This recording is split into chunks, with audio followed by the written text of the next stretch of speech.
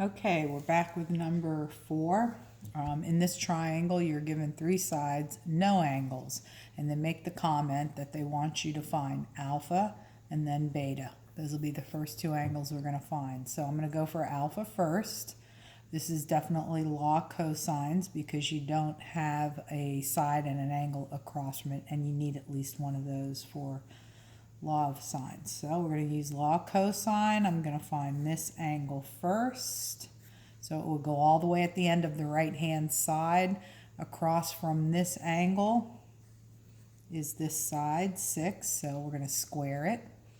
And then these would be the other 2 sides, the 5 and the 7.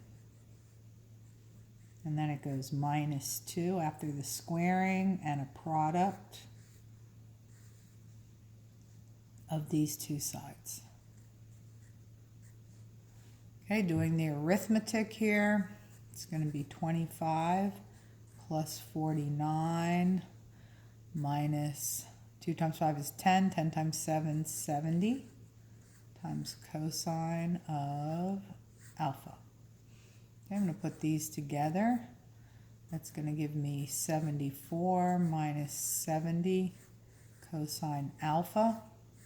And over here we have a 36. Don't move this until last, this coefficient of cosine. First, let's get this over here by subtracting 74 on both sides. So this will no longer be here, just the -70. And over here we're going to have 36 minus 74 is -38. So now you can get rid of the -70 by dividing it away. Because right now it's attached to cosine by multiplication. So you're going to divide it off of there likewise on the other side. This will cancel, leaving you with cosine of alpha. And 38 divided by 70 will give you 0.5428 or 0.5429. So since you are looking for an angle, you're going to have to inverse, which you can do on this side or this side, really doesn't matter. But these 2 need to switch sides. So right up against the inverse, we'll go the decimal. And the alpha angle will stand by itself. Put that in your calculator. Make sure you're in degree mode.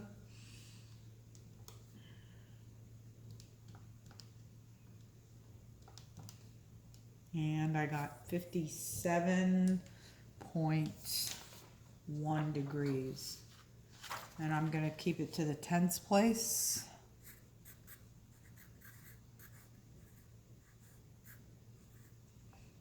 Okay, so this is 57.1. Okay, and then they wanted you to find alpha and beta first. I've already found alpha. Next, I'll go in for beta. So using what I have, I'm going to switch over to law of sines using that pair and finding beta using the 5. Okay, so I'm looking for an angle, so it's going to be sine of the angle I'm looking for, beta, divided by the side that's across from it, which is 5. Then I'm going to do the complete pair, which is sine of alpha, the 57.1 that I just found. And that's across from side 6. Okay, now you want the beta term to be isolated, so swing the 5 across the equal sign, cross multiplying as you do so. Cross out that 5.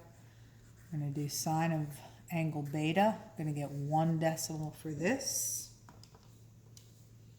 So press all that in your calculator, 57.1 times 5 divided by 6. And I got 0.6997. You can leave the whole thing in your calculator. Turn this around into an inverse. And you'll be finding beta. So beta is equal to second inverse sine. You can just copy the number that's in your calculator window already. And what I got for this answer was beta is equal to 44.4. Okay, so this is 44.4. We can easily find the angle at the top by just going 180 minus the sum of the other two, or you can just subtract them off one at a time. So I'm going to take them off one at a time to get that top angle across from the 7. So it's 180 minus 44.4 minus 57.1. And I'm going to get 78.5 for that last angle.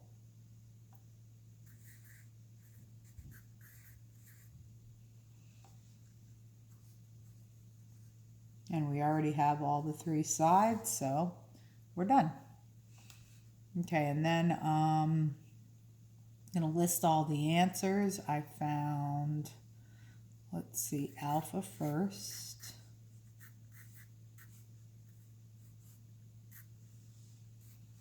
Then I found beta.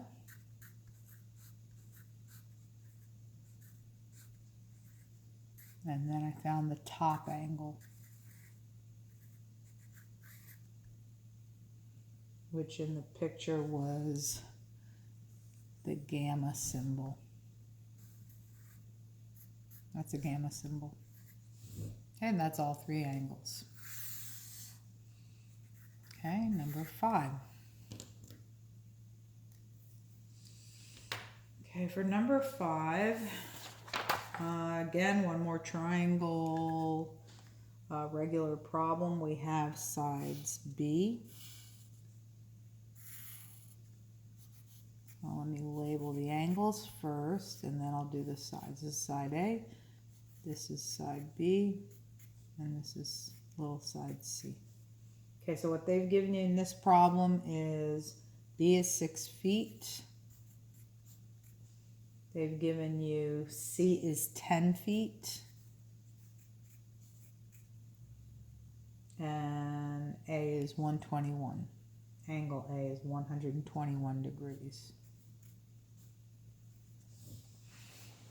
Okay, so let's see. We need, in order to do law of sines, we need one angle and the side across from it, which we don't have. We do have one angle, but not the side across from it. So we cannot use law of sines. This is law of cosines. So notice the cases when you're going to use law of cosines is when you either have all three sides like you had here, or you have an angle and a side that's, you don't have the side that's across from it. Okay, so in this side angle side case, you're going to have to use law of cosines. Okay, going on with this problem, I'm going to start with the angle 121.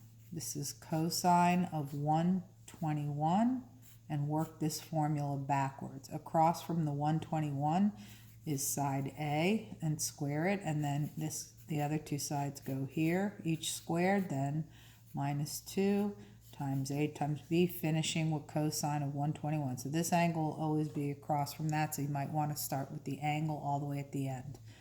Okay, putting the numbers in, you have A squared is equal to B squared plus C squared minus 2 times A times B times cosine of 121. Okay, so this will be 36 plus 100 minus 2 times 6 is 12. 12 times 10 is 120 times cosine of 121. Over here you have just A. Put these together. And actually you can just press it in as is, but I like to get one number up here, then there's less chaos when you go to put it in the calculator. So it's 120, that's not degrees, the degrees is back here. Okay, now put that all in the calculator. Remember that what you're getting is a squared, so that eventually you're going to have to take the square root of whatever you get here. So it's 136 minus 120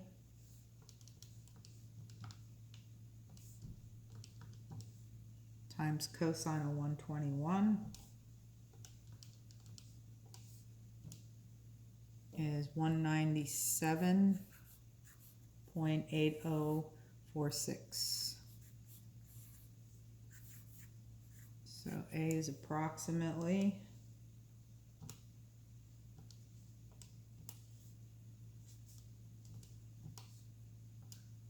14.1.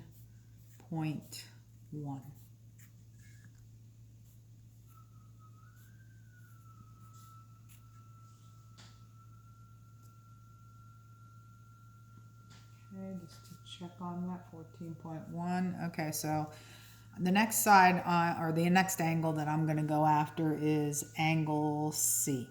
So I'm going to do sine of angle C, which is opposite to the side that's 10. And then over here, I'm going to also put an angle on top and a side on the bottom. So now that I have the complete A pair, I can go sine of 121 over the side that's across from it, which is 14.1. Don't forget to cross multiply so that you're isolating this unknown. So that's gone. And what you're calculating this decimal for is to help you get angle C. So I'm going to press all that in. Sine of 121, close the parentheses, times 10. Get the answer for the top divided by 14.1. So right now I have 6079. Don't forget, when finding an angle, you're doing the inverse of the decimal. And that will be equal to C. Okay, so last thing is to press that into calculator, inverse sine, put the answer in there you just got, and I got 37.4.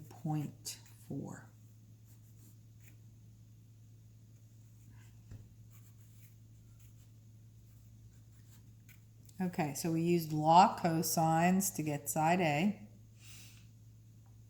Then after we had this complete pair, next I chose to find angle C. And then to get the last one, I'm not going to use any trig, I'll just do subtraction. So 180 in order to find angle B. Take off the 2 that you already have, which is 158.4, these two combined.